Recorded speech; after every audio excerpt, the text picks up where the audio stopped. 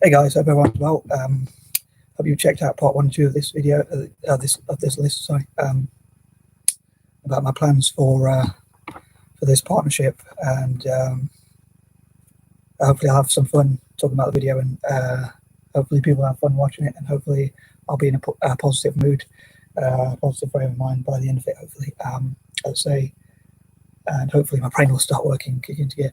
Anyway, I'd say this is obviously part 3 of the video. Of the list, 3 sort of videos, part of the list. Anyway, I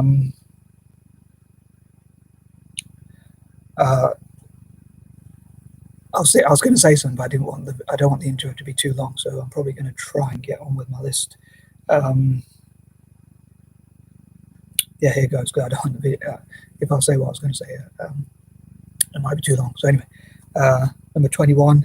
Again, I hope people from Malaysia, India, Indonesia, and Singapore learn about each other's cultures, traditions, history, positive things they contribute to the world, and just generally facts and figures about each other and all that kind of thing.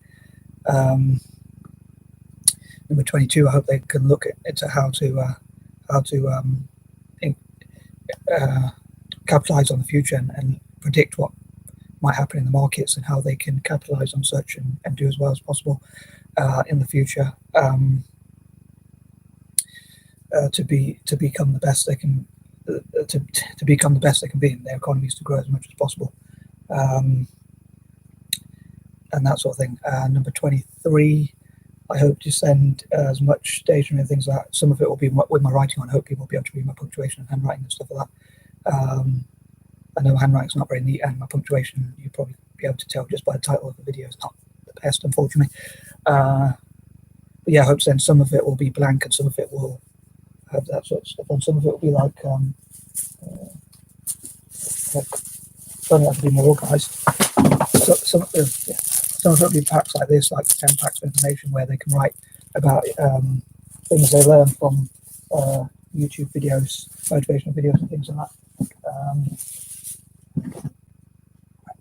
that. Yes, and some of them, and maybe some of them will be ones that haven't even written in, and others will be ones that have written in. Again, the disadvantage of being disorganized, but I want to be a bit spontaneous. So anyway, yeah, so things like, I don't know if you saw that properly, but yeah, so things like that, packets of 10 notebooks, and partly to get rid of my hoarding habit and all that, but I don't want to throw them away or anything like that. So on that note, I hope you'll forgive me for this one. It's a bit off topic, but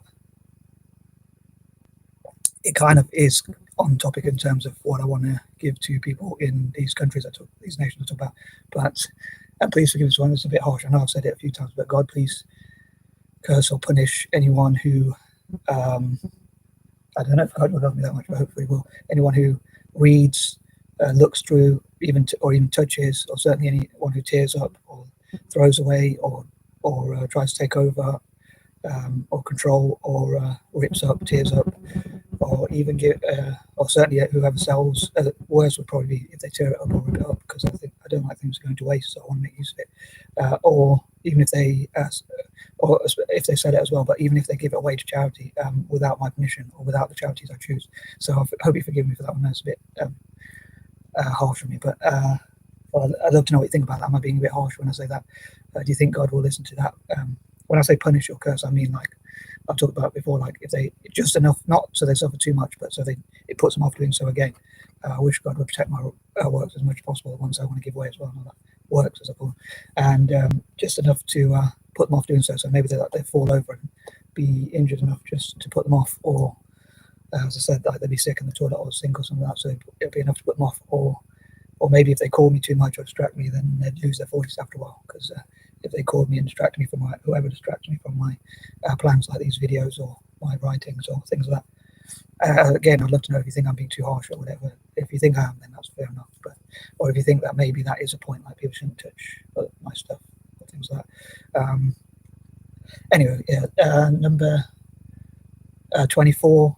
Again, I hope they'll work together on like Pan-Asian projects as well. This will be part of a Pan-Asian project, and they'll learn from other groups and networks around the world, and learn about democracy or different forms of government, and how India can run the biggest democracy in the world in terms of population size. and that sort of thing, and possibly through this network, working together with each other's interests in mind, they could network with other nations like China and America, other parts of Asia, parts of Africa, even parts of Europe or whatever. And but they'd be able to, by working together as a team, they'd be able to talk about what they want to do, and they'll be stronger working as a team. As I've said before, like, I think they'll be stronger together. Number 25.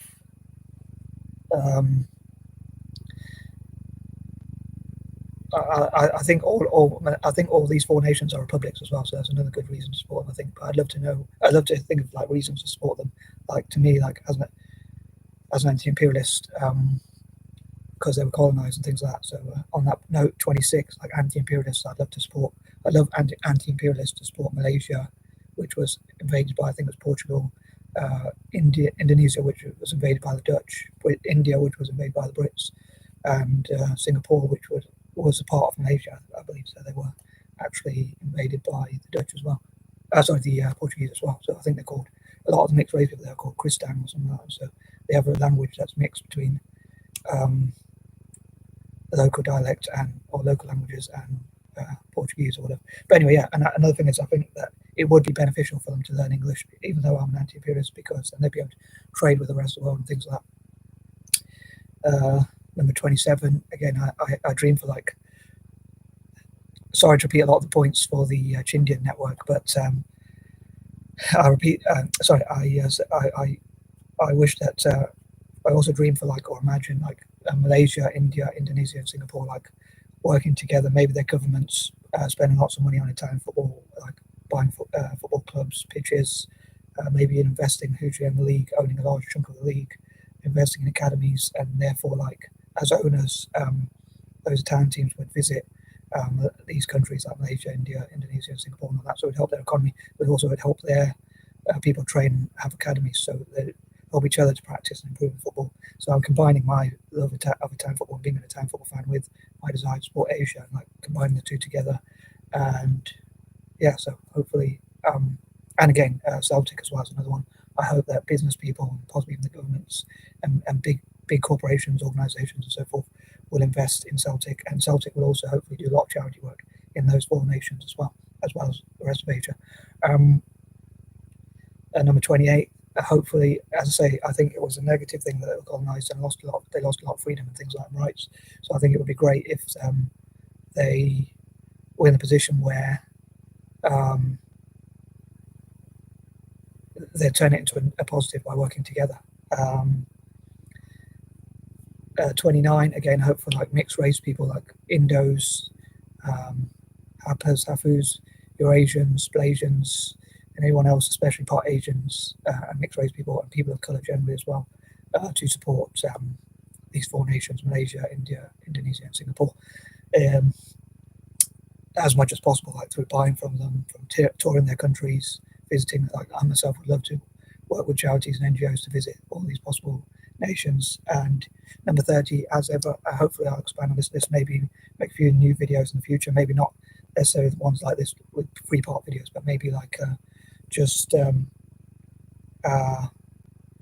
maybe it would be just generally talking, like, if you know what I mean, like non-list versions. But I suppose it would be hard to talk about these ideas without sort of putting them in some sort of list. But yeah, maybe just talk more sporadically, randomly, and not so much planned or structured in the same way. I know this wasn't particularly structured, but anyway, I'd love to know, as ever, how you think I did and what ideas you think could benefit these four nations and help them to network together, and what they could look at and what they have in common ground, any facts you know about these nations, any famous people you know from these nations, or any films you've heard of, or film stars, producers, directors, or any other projects or anything about, or anything that these four nations have contributed or done for the world. I think it'd be great. Please share them in the comments below as well. And if you're from these nations, what do you think? And do you think your governments should work together? And anything else you want to comment. But yeah, so anything you want to comment, any questions or anything like that. And also, as I say, if you're from those nations, do you think your countries generally, obviously the governments, if they do, they're more likely to work together? Do you think their businesses should work together? I'd love to have, like, Malaysian, Indian, Indonesian, and Singaporean business people as well to comment, because obviously you would know whether your business will benefit from trading with each other and how you would want to benefit and that sort of thing. So please don't hold back your feedback, and I'm out. Peace and love.